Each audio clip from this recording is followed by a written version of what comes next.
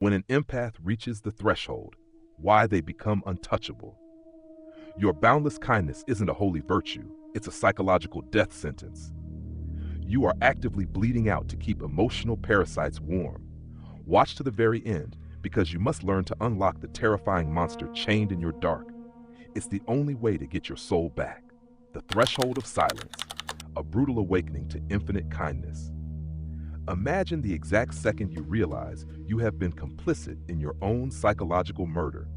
It does not happen with a cinematic scream or a dramatic confrontation. It happens in the dead, suffocating, leaden silence of a dimly lit room, right after you have poured the absolute last drop of your soul into someone who would not even cross a puddle to save you from drowning. Your sigh dissolves into the heavy, toxic air. Your eyes lock onto a blank wall, completely hollowed out, staring into nothingness. This is the breaking point, the terrifying, beautiful moment when the rotting, ancient architecture of your psyche finally collapses in on itself. The inner multiverse welcomes you to this dark, necessary descent. If you are ready to stop bleeding for a world that does not appreciate your sacrifices, subscribe to this channel right now, because what we are about to uncover will violently dismantle everything you thought you knew about being a good person. We deeply need your support to keep bringing these raw, unfiltered truths to light. So hit that subscribe button and do not look away, because the end of this journey holds the very key to your ultimate salvation. For your entire life, you have worshipped at the altar of a magnificent, holy delusion. You were taught, conditioned, and praised to believe that kindness is an infinite well.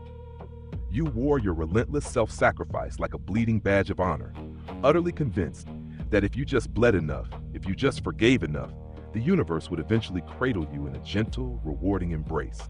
But in this crushing, merciless quiet, the naked truth strips away your comforting lies. Boundaryless kindness is not a divine gift. It is a death sentence. It is a blank canvas you hand to your emotional executioners, begging them to paint their demands, their entitlement, and their muddy footprints all over your fragile spirit. We are crossing a threshold today that is not meant for the fragile or the faint of heart. Do not mistake this for another toxic positivity sermon on how to sprinkle more love into humanity. This is a psychological vivisection, an agonizing but desperately needed surgery to rip open the darkest, most hidden chambers of the empaths, the healers, the relentless givers who are currently setting themselves on fire just to keep the abusers in their lives warm. You have spent every waking breath trying to mend a shattered world. You absorb their complaints, you carry the crushing weight of traumas that do not belong to you, and you offer your fragile shoulders to prop up hopelessly broken souls. But I need you to stop. Look down at your own hands. They are trembling. They are bleeding out. The horrifying reality is that you cannot heal a single living soul when you are actively hemorrhaging to death. It is time to violently snap your gaze away from the external world. Stop projecting your endless grace outward and finally turn around to stare directly into the terrifying bottomless abyss breathing inside of you. Down there, buried beneath layers of people-pleasing trauma, it is not just pain waiting for you. There is a monster chained in the dark. A primal, terrifyingly powerful force that you have starved and rejected your entire life because you were paralyzed by the fear of being labeled a villain. But the path to absolute untouchable freedom does not start by becoming more saintly. It begins the moment you dare to unlock that cage, look your inner shadow dead in the eye, and learn to wield the darkness you once feared. Only when you learn to stand fiercely on the razor's edge between illuminating light and pitch black shadow will you truly understand the brutal price of freedom. The architecture of the people pleaser, tracing the origins of our sacrifice. To truly wield that formidable darkness, we must first descend into the suffocating basements of our past to understand exactly who built the cage that imprisoned it. You did not enter this world with a compulsive, burning need to set yourself on fire to keep the room warm. This agonizing dynamic is not your innate personality. It is a meticulously constructed trauma response.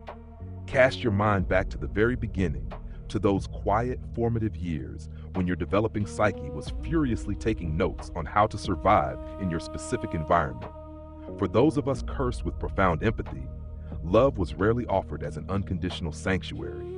Instead, it was a highly volatile currency, heavily conditional, dispensed only when we were quiet, compliant, or actively fixing the emotional chaos of the adults around us. We learned, with terrifying speed, that our worth was inextricably tied to our utility. If we could anticipate a mood swing, absorb a parent's unspoken grief, or shrink our own needs into absolute invisibility, we were rewarded with a fleeting, breadcrumb-like illusion of safety. You became a hyper-vigilant radar system, constantly scanning the emotional weather of every room you entered, terrified of the storms that would inevitably follow if you dared to drop your guard. You learned to read the slight tightening of a jaw, the subtle shift in a sigh, the heavy footsteps echoing down the hallway. Your survival depended on being whatever the fractured people around you needed you to be. This is the hidden architecture of your chronic overgiving. We carry this childhood blueprint into adulthood, utterly convinced that our immense capacity to suffer on behalf of others is a profound virtue. It is not a virtue. It is a desperately sad, deeply ingrained survival strategy masquerading as a noble moral code. We became the ultimate emotional chameleons, bleeding out our own identities to fill the gaping voids in our partners, our friends, and our colleagues. We subconsciously sought out chaotic, broken individuals because the act of fixing them felt like the only way we knew how to earn our right to exist. You must look at this origin story without flinching, no matter how profoundly it breaks your heart. Recognizing the transactional nature of the love you were initially taught is the only way to stop replicating it. The child inside you is still frantically tap dancing on a minefield, terrified that if they stop giving, they will be abandoned to the dark. But you are the adult now, and it is your solemn duty to reach back into that timeline. Take that exhausted, terrified child by the hand and tell them that the performance is finally over. The debt they have been trying to pay with their lifeblood never existed in the first place. The parasitic dance, how predators feast on boundaryless light. Once you see the fractured foundations of your own childhood survival, you instantly realize why you became the perfect, glowing beacon for the world's most ravenous emotional predators. The tragic irony of the empathetic soul is that the very trauma that makes us deeply compassionate also makes us incredibly susceptible to those who possess no compassion at all. You walk through the world radiating an unconditional, boundaryless light, entirely unaware that to an emotional vampire, a narcissist, or a perpetual victim, your light does not look like salvation. It looks like an all-you-can-eat buffet. These individuals do not operate on the same moral or emotional frequency that you do, and waiting for them to suddenly develop a conscience is precisely what keeps you chained to their torment. They operate on a deeply parasitic mechanics of consumption. When you encounter someone who is perpetually wrapped in chaos, your instinct is to pour your energy into their wounds, hoping that your love will act as the ultimate coagulant. But they do not want to be healed. Healing requires accountability, self-reflection, and immense agonizing work. They prefer the comfortable rot of their own misery, provided they have someone like you to constantly absorb the shockwaves of their dysfunction. They will drain your finances, monopolize your time, violently scramble your sanity, and sleep perfectly soundly while you lie awake at 3 a.m., having heart palpitations, wondering what more you could possibly have done to save them. The cruelest realization is understanding that the relationship was never reciprocal. You were engaged in a desperate, romanticized dance of mutual salvation, while they were simply engaging in resource extraction. Every time you extended forgiveness for their inexcusable behavior, you were not teaching them about grace. You were actively training them on how much abuse you were willing to tolerate. You became a dumping ground for their unhealed toxicity. They offloaded their shame, their anger, and their profound emptiness onto your shoulders, leaving you to carry a psychic weight that was literally crushing your spine. Do not look at them to find the closure you seek, because a parasite will never apologize to the host for feeding. The responsibility lies entirely within your own trembling hands. You must accept the cold, hard, unvarnished truth that some people are committed to misunderstanding you, using you, and bleeding you dry, and no amount of your agonizing self-sacrifice will ever turn them into decent human beings. To survive, you must entirely abandon the arrogant savior complex that tricked you into believing your love could rewrite the core chemistry of a predator. You cannot change them, but you absolutely have the power to stop being their favorite source of sustenance. The death of the saint, igniting the fires of ruthless preservation. Recognizing the grotesque nature of this parasitic feast is what finally gives you the horrific courage to drop the scalpel, step away from the operating table, and let the leeches starve. But make no mistake, the act of finally drawing a boundary will feel like you are tearing your own skin off. This is the death of the inner saint, and it is a brutal, agonizing psychological execution. When you have spent your entire life deriving your self-worth from your endless compliance and your pathological agreeableness, saying the word no will trigger every alarm bell in your nervous system. Your mind will scream that you are being selfish, cruel, and monstrous. You must let those alarms ring. You must sit inside the unbearable discomfort of disappointing people who have grown accustomed to walking all over you. When you suddenly withdraw your endless supply of energy, the abusers, the takers, and the entitled dependents in your life will immediately escalate their tactics. They will launch smear campaigns, play the victim, and try to induce a suffocating level of guilt to drag you back into your designated role of the sacrificial lamb. They will tell you that you have changed, that you have become cold, that you are unrecognizable. In those terrifying moments, you must look them dead in the eyes and agree. Yes, you are unrecognizable because the version of you that existed solely to be consumed has finally died. This is where you must intentionally ignite the fires of ruthless self-preservation. It is a profoundly dark and sacred anger that you are finally allowing to surface, a protective, fierce rage that says, I will no longer participate in my own destruction. You have to grieve the illusion of the good girl or the nice guy that you tried so desperately to maintain. That persona was a straitjacket. It kept you paralyzed, constantly smiling through the blatant disrespect, swallowing glass just to keep the peace. Shattering that persona means you have to be entirely okay with becoming the villain in someone else's distorted narrative. Let them misunderstand you. Let them cast you as the antagonist in their tragedies. Their perception of you is none of your business. Your only business is the fierce, uncompromising protection of your own peace. When you finally stop agonizing over how your boundaries will affect the people who never cared about your exhaustion, you will experience a terrifying, breathtaking rush of adrenaline. It is the raw sensation of your own power returning to your body. You are taking back the keys to your internal kingdom. The death of your inner saint is not a tragedy. It is the necessary and violent clearing of the brush so that something deeply rooted, authentic, and untouchable can finally begin to grow. The sovereignty of the shadow, rising from the ashes of compliance. Enduring the agonizing death of your inner saint paves the way for the most magnificent resurrection you will ever experience, the birth of your sovereign self. You are no longer standing on the precipice of the abyss.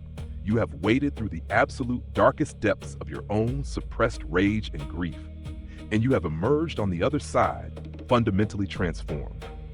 This is the ultimate integration of your shadow.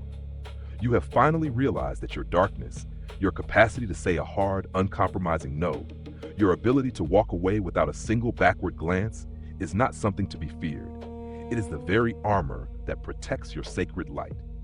You do not become a cold, heartless sociopath when you heal. This is the lie the world tells you to keep you compliant.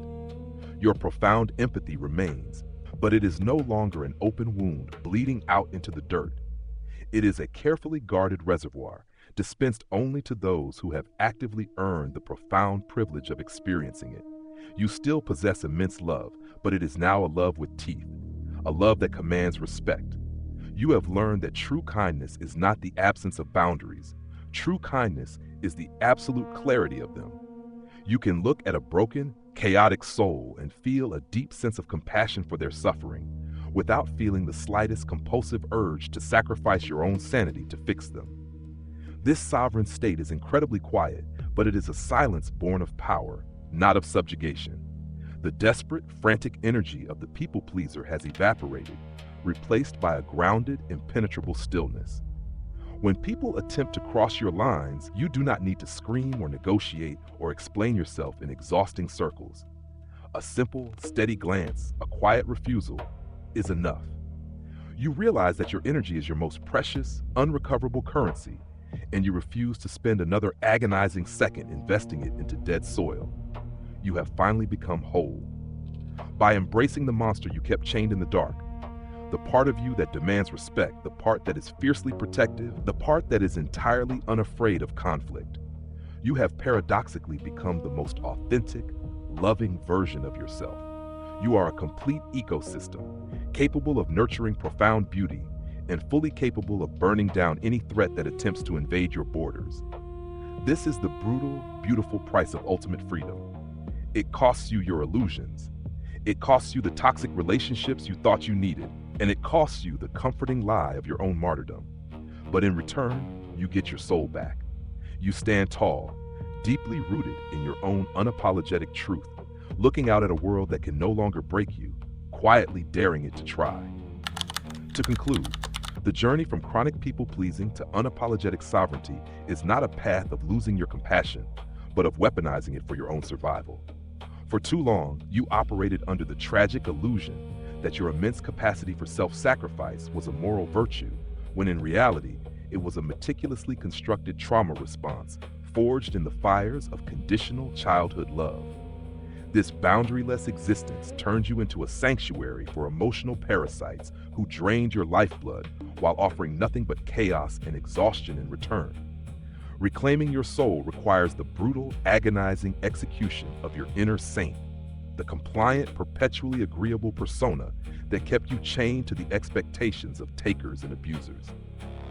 You must endure the intense psychological discomfort of disappointing others, of being deliberately painted as the villain in their narratives, and of grieving the toxic dynamics that fed on your light. But from the ashes of this destruction rises your most authentic, powerful self. By integrating your shadow, your righteous anger, your unyielding no, and your fierce capacity for self-protection, you do not become a cold cynic. You become an impenetrable fortress. Your empathy transforms from an open, bleeding wound into a heavily guarded reservoir. Ultimately, the death of the people-pleaser is the birth of the sovereign. You finally realize that your peace, your sanity, and your energy are incredibly sacred, and you alone hold the absolute, uncompromising power to decide who is worthy of entering your kingdom. Profound lesson. True kindness without firm boundaries is not a virtue. It is self-destruction disguised as morality. The compulsion to constantly save, fix, and accommodate others at your own expense is an inherited survival mechanism, not your innate identity. You cannot heal emotional predators with unconditional love, and setting yourself on fire will never earn you the safety or reciprocity you crave. True empowerment requires integrating your shadow, embracing the courage to be disagreeable, to disappoint others, and to fiercely protect your own peace. How to apply this to your life? Audit your energy leaks. Objectively evaluate your current relationships. Identify the individuals who consistently drain your energy, demand endless support, yet offer zero reciprocity or accountability. Practice the sacred no. Begin declining requests, invites, or emotional dumping sessions that compromise your well-being. When the inevitable guilt arises, do not cave. Sit with the discomfort and recognize it as a withdrawal symptom of your people-pleasing conditioning, not a sign that you did something wrong. Embrace the villain role. Accept that when you change the rules of access to your energy, people who benefited from your lack of boundaries will be angry. Let them misunderstand you. Stop over-explaining, negotiating, or apologizing for your self-preservation. Guard your empathy. Treat your time, money, and emotional support as your most valuable currency. Stop investing in chaotic, unhealed people and reserve your profound love strictly those who demonstrate mutual respect and active reciprocity. Question for the community. What is one specific boundary you have struggled to set in the past, but are absolutely ready to enforce starting today? Please share your thoughts and perspectives in the comment section below so we can all learn, support each other, and grow together. If you found value in this message, please subscribe to the channel to support our work. Your subscription gives us the immense motivation to keep creating more deeply transformative content for you.